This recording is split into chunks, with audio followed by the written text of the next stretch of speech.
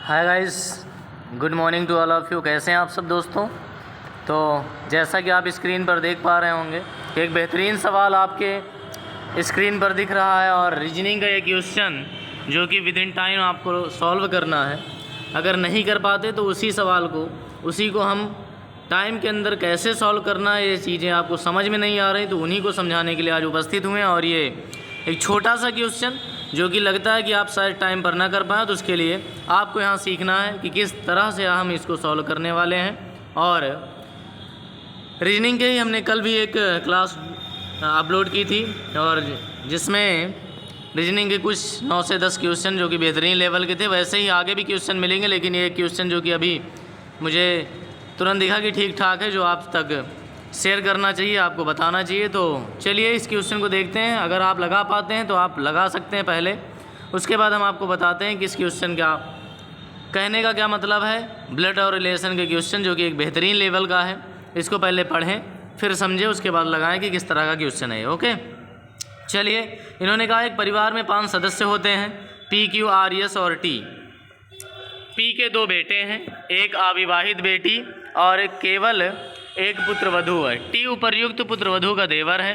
Q की बहन Q की पत्नी से खुश नहीं है, परंतु टी और उसका पिता क्यू की पत्नी एस का साथ देते हैं। टी का यस से क्या संबंध है, यही आपसे पूछा गया है। ओके, तो चलिए देखते हैं इन्होंने क्या कहा है इसमें कि एक परिवार में, हम पहले पेन चेंज कर लेते हैं और फिर देखते हैं। इन्होंने कहा है कि एक परिवार में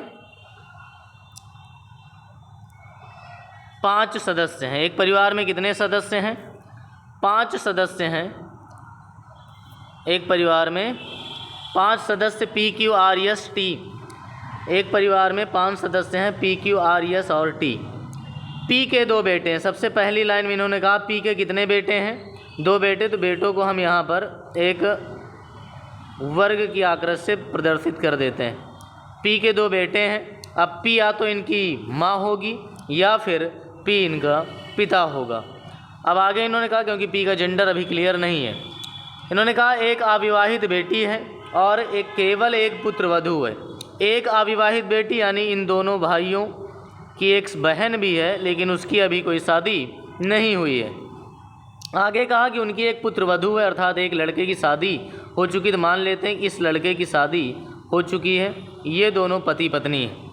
अब आप ये देख पा रहे हैं कि ये लड़की, ये जो इनकी बहू है, पुत्रवधू, इनके पति हैं और ये हो जाएंगे आपके इनके देवर, और ये इनकी कौन है? ननंद हो जाएंगी, यानी इनके पति की बहन है। तो आगे इन्होंने कहा है कि टी उपर्युक्त पुत्रवधू का देवर है। इन्होंने बताया कि जो ये पुत्रवधू है, इनका देवर कौन है? तो ये टी है, यानी इसका नाम टी है। क्यू की बहन क्यू की पत्नी से खुश नहीं है। चलिए, ये बात तो आप सभी जानते हैं कि क्यू की बहन जो है वो क्यू की पत्नी से खुश नहीं है। क्यू की बहन क्यू की पत्नी से खुश नहीं है।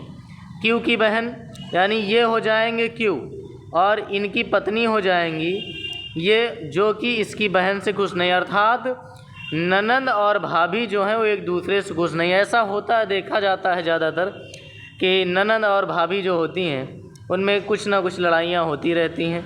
वैसे इस सवाल में इन्होंने भी कहा है कि क्यू की जो बहन है, अर्थात ये इनकी पत्नी से खुश नहीं है, परंतु टी और उसका पिता क्यू की पत्नी एस का साथ देते हैं।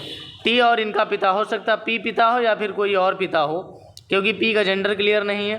तो इन्होंने बताया कि टी और इसका पिता अर्थात ससुर जी और इनका जो देवर है वो दोनों किसका साथ देते हैं? तो वो भाभी का साथ देते हैं। इन्होंने ये बात बताई है कि टी और उसका पिता यस का साथ देते हैं। यस मतलब इसकी पत्नी का नाम क्या है? यस है। क्यू की पत्नी एस का साथ देते हैं, यानी पत्नी यस है।